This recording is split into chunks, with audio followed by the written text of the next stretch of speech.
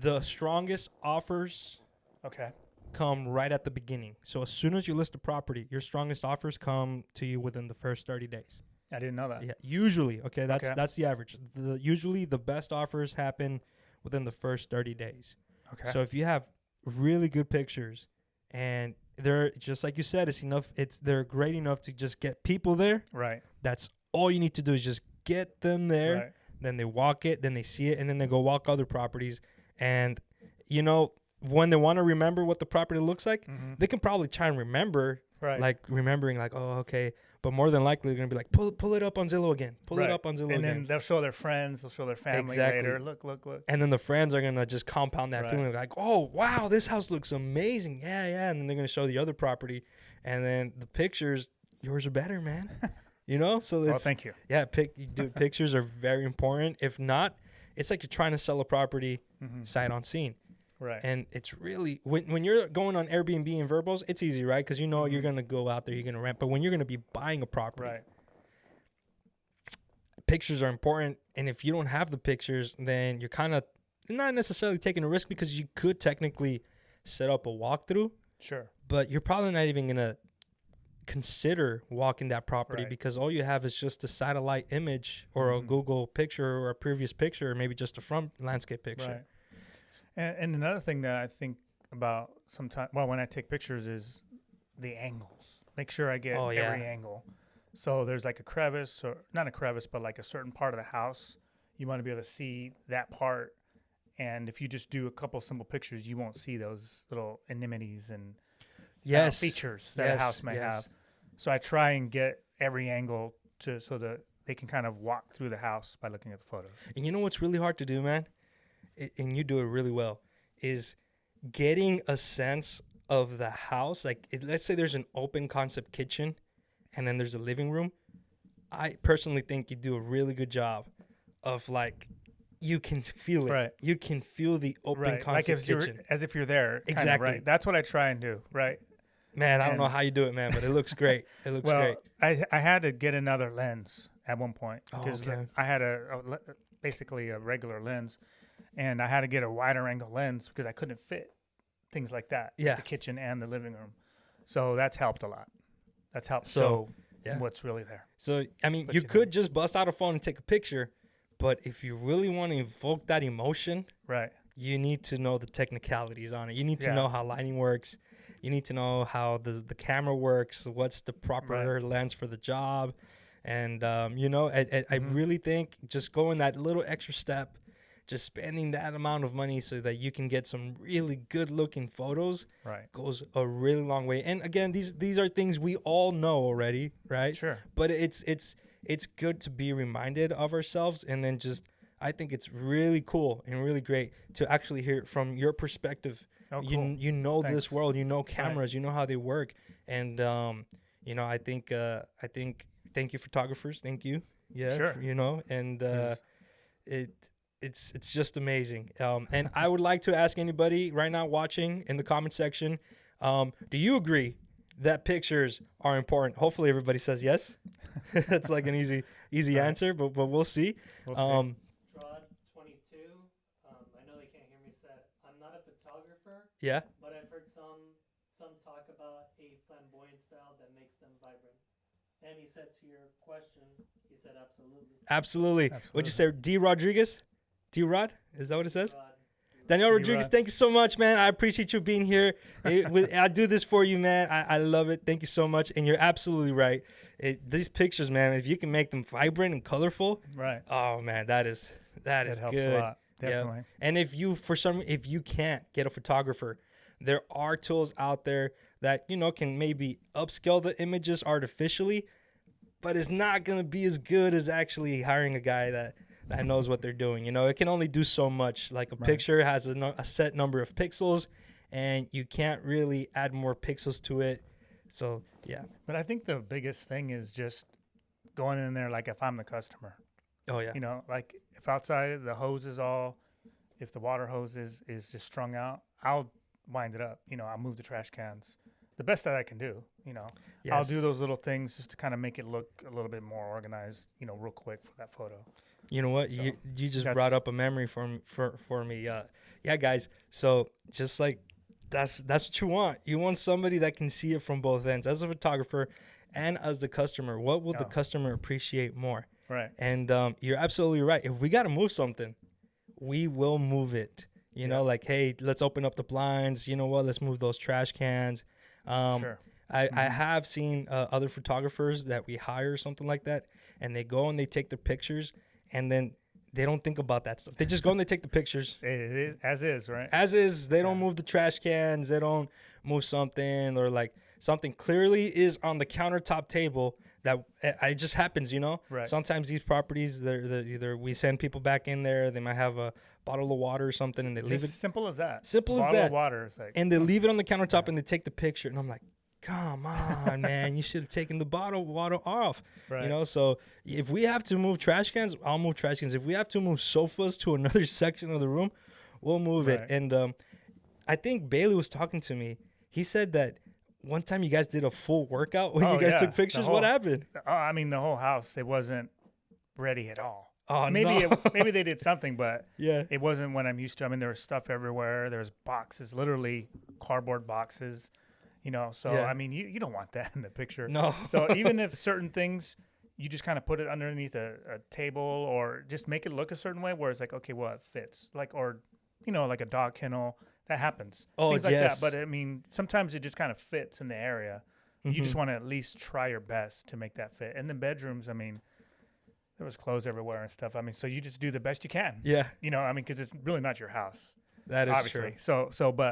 But we definitely do try and organize it and, you know, make it look as appealing as possible. And how long did that photo shoot take? I'd say hour and a half. Hour and a half. Which normally it's less than an hour. Hour and a half to 2 hours. Wow. Probably. Yeah, that was a lot of moving around then, huh? It was a lot of work. But you were like, you know what? I take my job very seriously. Yeah, and definitely. I want these photos to look good. No, for sure. You did what you had to do. Yep. And that is amazing, man. Thank you. Yep. And I actually also wanted to talk about how long ago did you start investing in real estate? So 2021. Well, I bought my first house in 2018 from Anthony. 2018 from Anthony. Right. And he was my realtor. He hired me as a photographer back in 2018. 2018, okay. And then I was looking to buy a house on by Falls Ranch. It's over there by 8th and D, Avenue D. Okay. And then the house just didn't turn out to work out. I lost some money on it and stuff. But Anthony helped me get the house I'm in now. But and then I was there for a couple of years, and then an opportunity came up to get a condo out there by Walgreens in the foothills. Oh, right? Yes. Okay. And so he talked me into it. And I got a little money for a down payment, and man, it's been great. I mean, I have tenants in there. I've had tenants in there for over 2 years. You're cash flowing? Yeah, definitely. Oh, man. Oh, yeah, definitely. And it's more than that. It's not like I'm, you know, as much as you would maybe want, but I mean, that investment of knowing that that's going to be there, you know, as long as I need it, I could sell it if I wanted to. Just having that investment. You have equity on the property. Oh, yeah. You got cash flow going on. It turned out to be a good time to get it. And I always wanted to do it. And then the opportunity came up and it was great. So let me ask you this. Has anyone ever asked you or informed you about cash out refinance? And how they work or anything like that? I mean, I think I've heard about that, but I've always thought of it as like in a negative context. Right. And educate me. Yeah, no, that's natural. And okay, so here comes the educational part of the podcast. Jacob, I would love to explain to you cash out refinance. It's great. Right next door to our office, we have a Loan Factory. If you want to know more information, or if you viewers want to know more information, there's Loan Factory. There's also plenty of other loan companies out there that you can reach out to. So cash out refinances are really cool. And there's this method of investing called BRRRR. It's buy, rehab. Rehab. This is crazy. On the spot. Huh? Yep, on the spot. Rent, refinance, repeat. Okay. So that's what BRRRR stands for right there. So 3 R's. 3 R's. And usually you're looking to get the property at a certain % discount so that the amount of equity you have in there works out for you when you do the refinance, because you are able to refinance up to, from what I was told, 70%. I don't know if those numbers have changed, 75%. Okay. You're able to cash out of the value of your property. So if you buy it pretty discounted and the actual value of the home, Bridges, help me out. Bust out the calculator for me, man. Okay. I want you to multiply 300,000 by 0.7. What's that? 210. Okay. So let's say this house is worth 300,000, Okay. but you got it for 210,000. Okay. Let's say there are no repairs needed. Technically, with the cash out refinance, you are able to take back out Okay. the money you bought it for tax free. That's what people love it so much, because it's tax free money. You don't get taxed in this. You get 100% of that. Oh, sure. Now, it's a refinance though. So there's a new loan that is created. But as long as Sure. that interest rate and your new mortgage payment is lower than the market rent, you're good, because you're not losing any money. The tenant is still able to pay for it for you, Okay. right? Got so it. your tenant is paying the property for you. Okay. You took all of your money out. So how much of your money is in that property? Zero. You don't have any money in there. So technically, in technicalities, you have a property for free Because they're paying for the rent. because they're paying for Right. your house. Right. No money's coming out of your pocket, and none of your money is tied into Plus, the you property. got that 90,000 in that example that you can put into another investment. Or that you can something, put into another investment property. Exactly. So that's a cash out refinance. So how long have you owned this condo for? Got it in 2021 February. So 2, 3, 4, 3 So years. 3 years. Okay. Yeah. So Well, going on 5. Going on 4 years. going on 4 years. So a good idea you can do is figure out what the current market value of your property is, Mm-hmm. how much it's worth, and then multiply that by 0.7, and then you see what that value is. If that money is a lot more than what you paid for, then technically you have made some profit, Mm-hmm. because you're getting your down payment back, plus you're getting the value of the home. So that loan, that's a loan though, right? That's a new loan. So new that's loan. the other thing you gotta make sure. You gotta make sure that the new interest rate and the new mortgage payment is below the market rent. Because if not, then what's the point of taking out the money if now When you add those two together, they got to be below the rent. they gotta be below the rent. Right. So your new mortgage payment has to be below what you're renting it out for. But what about your original mortgage? Your original loan is gone.